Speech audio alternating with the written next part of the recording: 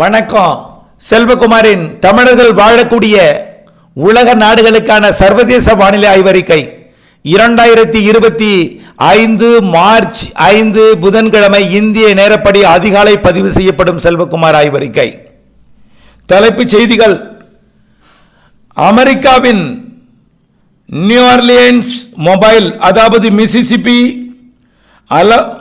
அதாவது Louisiana, Alabama போன்ற மாகாணங்களிலே பாதிக்கும் வெள்ளப்பெருக்கும் மழைப்பொழிவு காற்றுடன் பொழிந்து வருகிறது. நியூ ஆர்லியன்ஸில் இடியுடன் கூடிய மழை கொட்டி தீர்க்கிறது. மொபைல் மற்றும் ஜாக்சன் போன்ற பகுதிகளில் கனமழை. அதாவது நேற்று மத்திய மாகாணங்களுக்கு வந்த கனடாவிலிருந்து வந்த பனி புயல், தாழ்வு நிகழ்வு மத்திய மாகாணங்களிலிருந்து மேற்கு மாகாணங்கள் நோக்கி நகர்ந்து கொண்டிருக்கிற நிலையில், அதாவது அட்லாண்டிக் பெருங்கடல் பகுதியை நோக்கி நகர்ந்து கொண்டிருக்கிற நிலையில் தற்பொழுது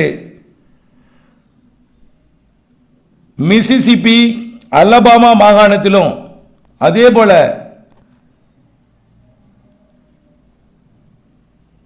ஒட்டுமொத்த, அதாவது வெர்ஜீனியா உட்பட, வெர்ஜீனியா, கரோலினா,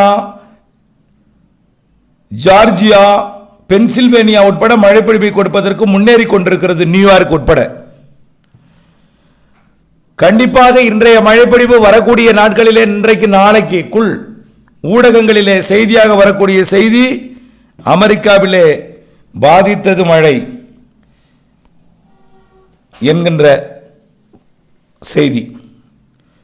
தற்பொழுது இந்த மழைப்பொழிவு அலபாமா பாலைவனத்திலிருந்து இன்றைக்கு வேகமாக அட்லாண்டா, அதாவது ஜார்ஜியா,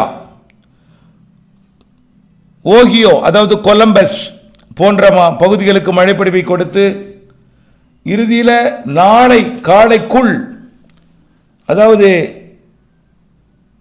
மிசிசிப்பி, மியாமி, அதாவது புளோரிடா மாகாண பகுதிகள் தொடங்கி நியூயார்க், கனடாவோட ஒட்டாவா வரைக்குமே கனமழை பொழிவை கொடுக்க போகிறது. வாஷிங்டன் டிசி, வெர்ஜீனியா பீச் மற்றும் ஒட்டுமொத்த அட்லாண்டிக் பெருங்கடல் கரையோர பகுதி வரைக்கும் மழைப்பொழிவை கொடுக்க போகிறது. இதில் அதிகபட்ச மழைப்பொழிவு, இடியுடன் கூடிய மழைப்பொழிவு, பாதிக்கும் மழைப்பொழிவுனா நியூ ஆர்லியன்ஸ், அதாவது மிசிசிப்பி மாகாணம், அலபாமா மாகாணம், அதே போல லூசியானா மாகாணம், இந்த 3 மாகாணங்கள் பாதிக்கும் மழைப்பொழிவை கொடுத்து கொண்டிருக்கிறது. அடுத்தபடியாக தென் அமெரிக்கா நாடுகளில் கடுமையான பாதிக்கும் மழை, வெள்ளப்பெருக்கு ஏற்படுத்தி கொண்டிருக்கிறது. எங்கும் ஒதுக்கவில்லை. இப்பொழுது தீவிரமடைந்திருக்கிறது மழை. வெனிசுலா, கொலம்பியா, ஈக்குவடார், பெரு மற்றும் பொலிவியா, அதே போல பிரேசில் உள்ளிட்ட நாடுகள், கயானா, எல்லாமே மழைதான், கனமழை பொழிவு பொழிந்து வருகிறது. தொடர்ந்து இந்த தென் அமெரிக்க நாடுகளோட வடக்கு பகுதியில் பெய்யக்கூடிய மழை பாதிக்கும் மழை பொழிவாக அமைந்து கொண்டிருக்கிறது.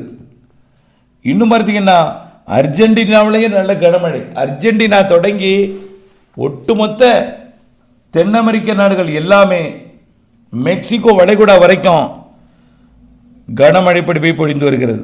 அதாவது இன்னும் சொல்லப்போனால் மெக்சிகோ, அதாவது ஈக்குவடார் மற்றும் கொலம்பியா வரைக்கும், இதில் கொலம்பியா, ஈக்குவடார்லாம் பாதிக்கும் மழை பொழிவை கொடுத்து வருகிறது. அடுத்தபடியாக பார்த்தீங்கன்னா ஆப்பிரிக்க நாடுகளில் ஏற்கனவே மழை பொழிந்து வருகிறது. இருந்தாலும் கொஞ்சம் தீவிரம் குறைந்து காணப்படுகிறது. காரணம், காற்று சுழற்சி விலகி இருக்கிறது. கோடை இடிமழை பொழிவாக ஆங்காங்கே கொடுத்து வருகிறது. இந்த கோடை இடிமழை பொழிவு, மாலை இரவு மழைப்பொழிவு காங்கோ மற்றும் அங்கோலா, பெரும்பாலான நைஜீரியா உட்பட நல்ல மழைப்பொழிவை கொடுத்து, நைஜீரியாவில் கூட இல்லை, நைஜீரியாவுக்கு தெற்கே, காங்கோவுக்கு தெற்கே, சவுத் ஆப்பிரிக்காவோட வடக்கு பகுதி, அதாவது ஆப்பிரிக்கா கண்டத்தில் இருக்கக்கூடிய சவுத் ஆப்பிரிக்கா நாட்டின் வடக்கு பகுதி தொடங்கி காங்கோ வரைக்கும்.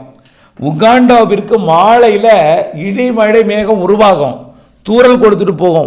ஒரு மணி நேரத்துக்கு இடிமழை மேகம் மட்டும் காணப்படும். மழைப்பிடிப்பை பொறுத்த வரைக்கும் உகாண்டாவிற்கு வரக்கூடிய 9ஆம் தேதியிலிருந்து நீண்டகால வானிலை அறிக்கையில் சொல்லியிருக்கிறோம். வரக்கூடிய ஞாயிற்றுக்கிழமை 9ஆம் தேதியிலிருந்து உகாண்டாவிற்கு மழைக்காலம் தொடங்க போகுது.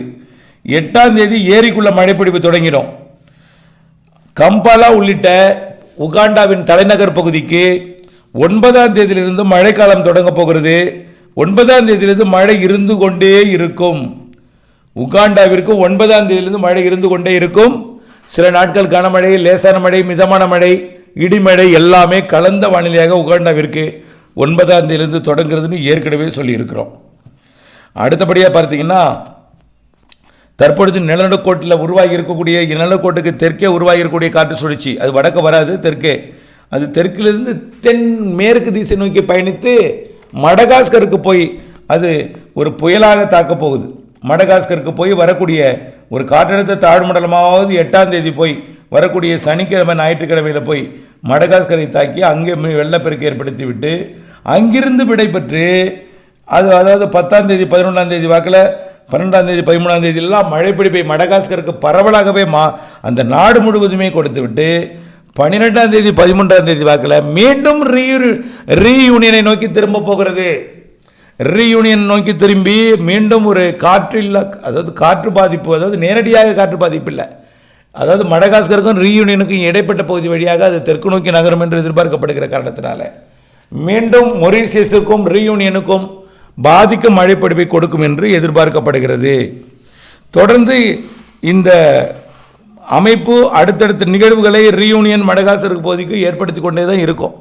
இன்னும் ஒரு 15-20 நாட்களுக்கு இந்த மழை வாய்ப்பு தீவிரத்தன்மை என்பது மொரீஷியஸ், ரீயூனியன், மடகாஸ்கர் உள்ளிட்ட பகுதிகளுக்கு இருக்கும்.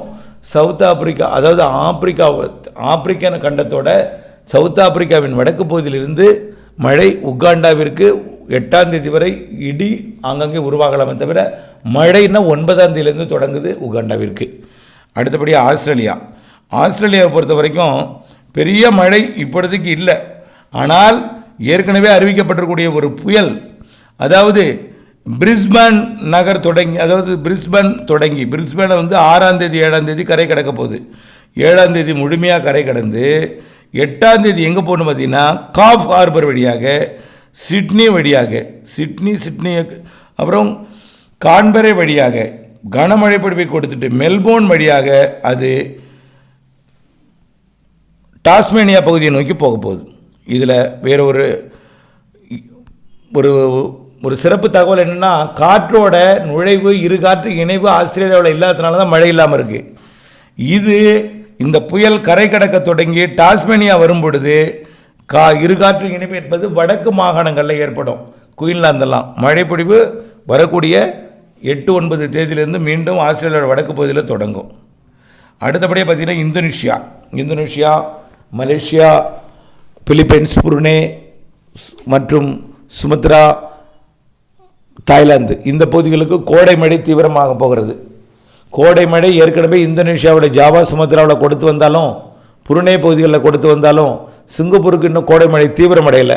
படிப்படியாக கோடை மழை தீவிரமடையும்.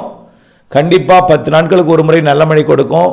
வெயிலும் இருக்கும், இடையிடையே மேகமூட்டம், இரவில் பனிப்பொழிவு, குளிர் மற்றும் பகலில் கடும் வெயில், திடீர் மழை எல்லாமே இருக்கும். மலேசியா, சிங்கப்பூர் மற்றும் தாய்லாந்து வளைகுடா ஒட்டியுள்ள நாடுகள் எல்லாமே, புருனே, இந்தோனேஷியா, ஜாவா எல்லாமே வரக்கூடிய நாட்களில் கண்டிப்பாக கோடை மழை படிப்படியாக அதிகரிக்கும். எல்லாம் கலந்த வானிலை தான், வெயிலும் இருக்கும், மழை இருக்கும். அடுத்தபடி ஐரோப்பிய நாடு, மேற்கத்திய இடையூறு என்பது மத்திய திரைக்கடல் பகுதி வழியாக ஒவ்வொன்றாக வந்து கொண்டிருக்கிறது. ஏற்கனவே வந்த மேற்கத்திய இடையூறு பார்த்திங்கன்னா இப்பொழுது சவுதி அரேபியாவோட வடக்கு பகுதிக்கு மழைப்பொழிவை கொடுக்க தொடங்கியிருக்கு. ரியாத்துக்கு கொடுக்கும், இன்னும் தகவல் கிடைக்கல, கொடுத்து கொண்டிருக்கும், பாதிப்பு எதுன்னு தெரியல.